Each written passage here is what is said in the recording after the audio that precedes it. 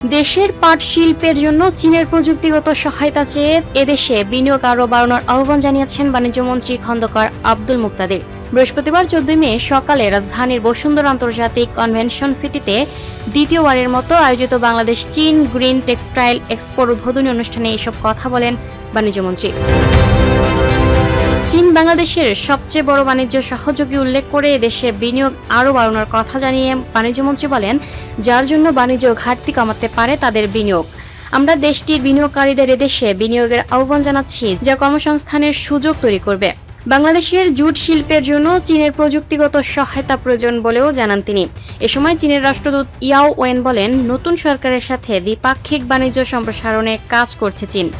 এই অনুষ্ঠান থেকে গ্রিন টেক্সটাইল খাতে প্রযুক্তিগত দিক থেকে সব ধরনের সহযোগিতার আশ্বাস দেন তিনি। গ্রিন টেক্সটাইল শিল্পের সবচেয়ে বিশেষায়িত এই আন্তর্জাতিক প্রদর্শনীতে অংশ নিচ্ছে বাংলাদেশ ও চীনের খ্যাতনামা টেক্সটাইল ও গার্মেন্টস কোম্পানিগুলো। এছাড়াও বিনিয়োগকারী, প্রযুক্তিবিদ ও ব্যবসায়ী প্রতিনিধি দলও রয়েছে। প্রদর্শনীতে পরিবেশ বান্ধব ও রিসাইকেলযোগ্য টেক্সটাইল প্রযুক্তির পরিদর্শন, সেমিনার ও প্যানেল আলোচনায় চীন ও বাংলাদেশের শীর্ষ উদ্যোক্তারা অংশ নিচ্ছেন।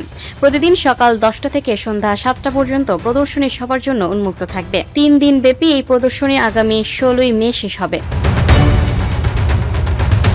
Lucky Akhtar, up to date news, Dhaka.